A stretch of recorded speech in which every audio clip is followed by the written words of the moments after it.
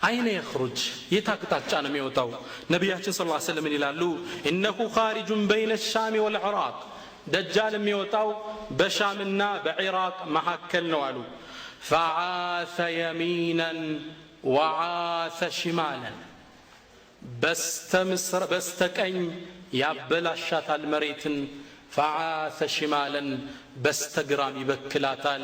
يا عباد الله فاثبتوا እናንተ የአላህ ባሮች ጽኑ ይላሉ ነብያችን ሰለላሁ ዐለይሂ ወሰለም ጽኑ እንዳትፈቱ ጽኑ ፈተናውን ተወጡት ይሉናል ነብያችን ሰለላሁ ዐለይሂ ወሰለም ደጃል እንደወጣ የሚከተሉት እነማን ናቸው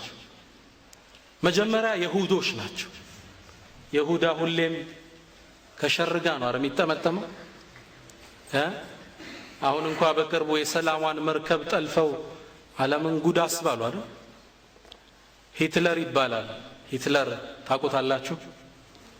ይሁዳዎችን እንዳለ የጨረሳቸው ንጉስ ነበር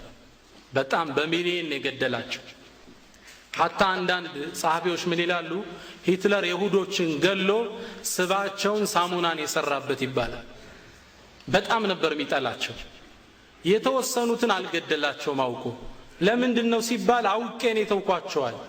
ምን ነው ለወደፊት የሚመጣው ትውልድ እንዴት እንዲህ አይነት ህዝብ ይጨርሳል ብሎ እንዳይወነጅለኝ ነው ሸራቸውን ሲያይ አይ ምን ነው ጨርሶልን በሆነ እንዲሉ ቢሄዷል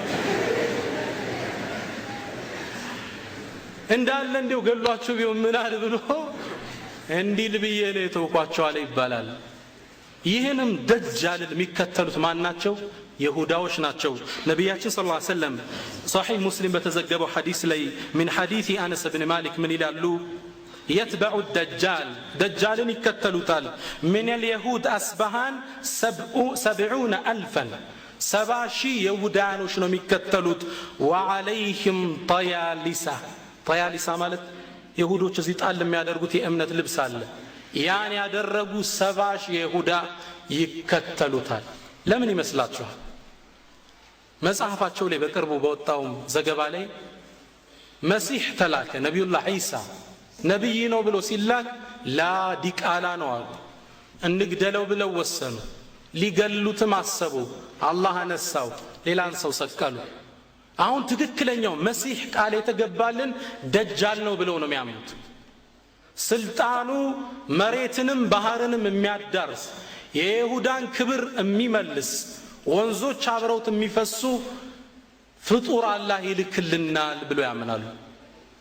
አያችሁት غير المغضوب عليهم ولا الضالين ሁለቱም መስመር ስተዋል ለዚህ ምክንያት ሲባል ደጃልን ይሁዶች በብዛት ይከተሉታል